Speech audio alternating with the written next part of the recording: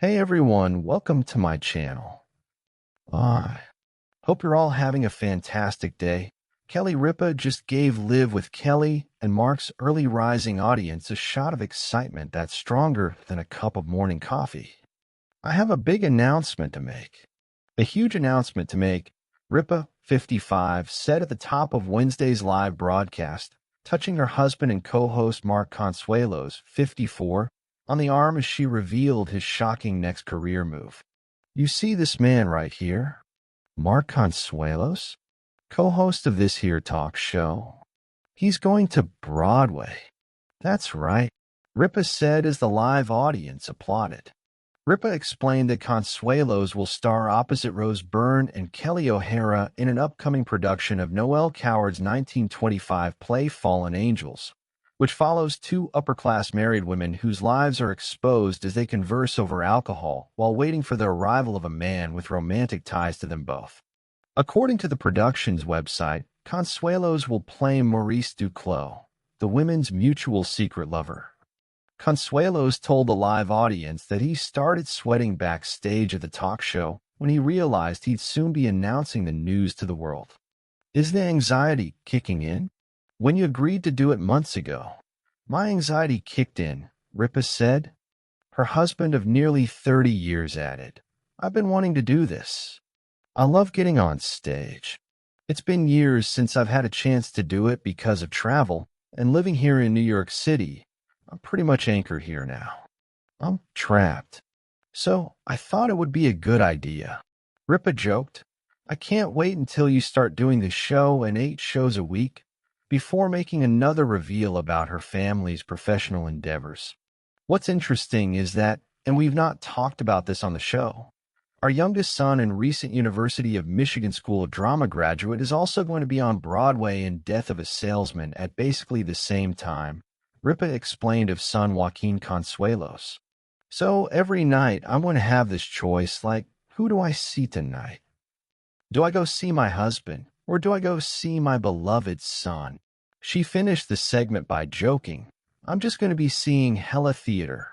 Having met on the set of the soap opera All My Children, both Ripa and Consuelos have extensive histories as actors. While holding down their daytime gig on Live, Consuelos has regularly acted in a variety of projects in recent years, including appearances on How I Met Your Father, a recurring role on The Girls on the Bus, and a mysterious role in the upcoming horror movie sequel Scream 7. In an exclusive interview with Entertainment Weekly on the set of Live in December, Ripa explained why she doesn't act much anymore, despite her run on All My Children and the popular ABC sitcom Hope and Faith. It's not that I don't appreciate it, it's not that I don't love it, but I really am devoted to this show and my Let's Talk Off Camera podcast, she explained, adding that she's been selective about what roles she takes since joining Live permanently in 2001. Get your daily dose of entertainment news, celebrity updates, and what to watch with our EW Dispatch newsletter. I feel like my plate is full. Also, we have 3 adult kids, and I like to be present in their endeavors, Ripa continued at the time. Our daughter Lola is now starting to perform in the music scene in London, so I like to be able to be present if she needs or wants me there. Fallen Angels previews begin March 27th, followed by an official opening at New York City's Roundabout Theater on April 19th. Live with Kelly and Mark airs weekdays in syndication. Check your local listings for showtimes in your area. Here's your 4,000-word story about Kelly Ripa revealing Mark Consuelos' next career move. Enjoy. The morning light poured across the studio like a benediction, soft and warm, catching the sequins on Kelly Ripa's blouse and the silver at the temple of Mark Consuelos as if both were lit from within. The audience buzzed with the kind of early-day electricity you only get when something unexpected hangs in the air, like the taste of champagne before the first sip. Kelly watched Mark across the desk, feeling that peculiar coil inside that always unfurled when she had a secret he was about to share. She leaned toward the camera, the grin quick and conspiratorial. I have a big announcement to make, she said, tapping the arm of the man who'd been at her side for so much of her life on and off camera. The applause rose and fell. She loved that sound. A huge announcement to make. Mark's eyebrows rose, the way they always did when Kelly started to build a moment. He had a practiced shrug and a warmth that made him look as if he'd been born to live inside the gentle chaos of television. He loved the stage, too. Not only the small, glassy-eyed world of daytime, but the astringent, more dangerous world of theater. It made him breathe differently. You see this man right here? Mark Consuelos, co-host of this here talk show. He's going to Broadway. That's right, Kelly said, and the studio erupted with a kind of applause that made Mark sit up straighter, his eyes bright and an almost tremulous laugh relocating to the back of his throat. He turned to Kelly and the audience as if a spell had been broken and an entirely new chapter had been revealed. Backstage, earlier that morning, the moment had been smaller and bumpier, a careful exchange of looks, a rush of air, the private gravity of two people whose lives had intersected since they were young and fearless. Mark had been nervous in a way Kelly hadn't expected. He had told her he'd signed onto Fallen Angels months before, an opportunity to work opposite Rose Byrne and Kelly O'Hara in a production that hummed with wit and the kind of old-world propriety that disintegrates deliciously when the truth slips through a polite conversation. He'd been rehearsing Morris's brittle elegance in the hours between family breakfasts and sound checks. Is the anxiety kicking in? Kelly asked on purpose, bright and teasing. She loved the way Mark could take a stage and make it his own, but she knew him too well. She had watched him pace the kitchen in the middle of the night rehearsing lines, had sat through hundreds of his monologues in hotel rooms with the dim lights on and the city thudding like a pulse below.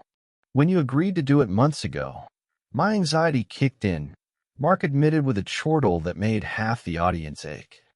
He was quick to follow the humor with a softer confession.